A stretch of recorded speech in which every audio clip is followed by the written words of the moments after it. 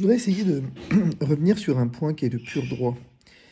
J'ai bien compris que donc RT France était banni de l'Union européenne et Spoutnik également, ou en tout cas allait l'être, j'en sais rien, j'ai pas tout compris, par décision de la Commission européenne.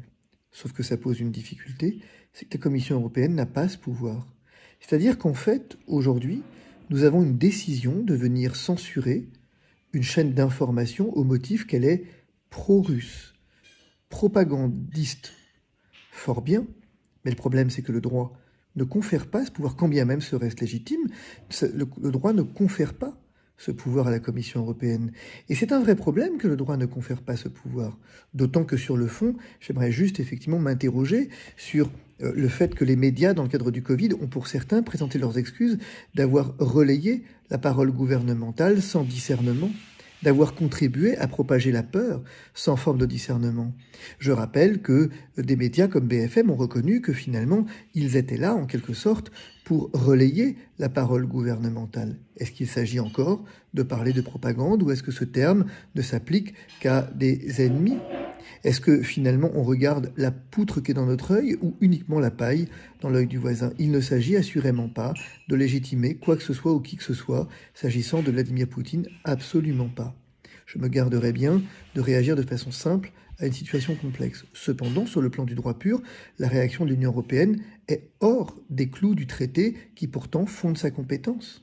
Je suis étonné que l'Union européenne commande des armes et la donne à l'Union européenne, à l'Ukraine. Ici préciser que nous allons vers une escalade et qu'à l'heure où la menace nucléaire se fait pressante, venir armer l'Ukraine au lieu de faire de la diplomatie qui est dans le cœur de mission de l'Union européenne m'interroge, m'interpelle. Au nom de quoi ces armes ont-elles été achetées et en vertu de quel article du traité ? Est-ce que, en tant que citoyen européen, candidat à une élection nationale, j'ai le droit d'avoir cette information ? Mais en fait, cette information, elle est très claire. C'est qu'il n'y a pas de texte. Nous avons un coup d'État de l'Union européenne, un de plus. Et donc on peut raisonnablement s'interroger, qui est véritablement ici en train d'installer une dictature ? Et sous quelle forme ?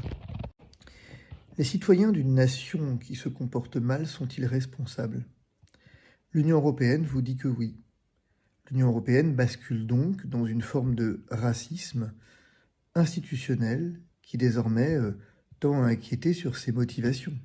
En effet, l'Union européenne a donc décidé de geler les avoirs de Vladimir Poutine, très bien, en tant que chef d'État. Mais elle se fait fière de geler les avoirs des hommes d'affaires russes.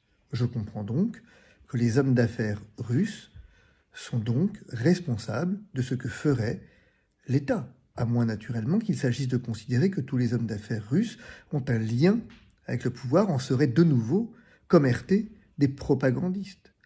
On voit bien que donc là, nous avons franchi un pas, et que moi je veux bien que nous venions critiquer et faire la guerre à Vladimir Poutine, sans doute.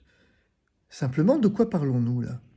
Nous sommes en train de parler d'un racisme ordinaire, où d'un côté, nous considérons que geler des avoirs d'hommes d'affaires russes est parfaitement normal, car après tout ils sont russes.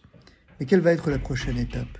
Est-ce qu'il s'agira de dire que donc, la télé russe n'a plus le droit de citer, les hommes d'affaires russes n'ont plus le droit de citer, et donc s'agira-t-il d'expulser les Russes, de ne plus accorder la nationalité française aux Russes ?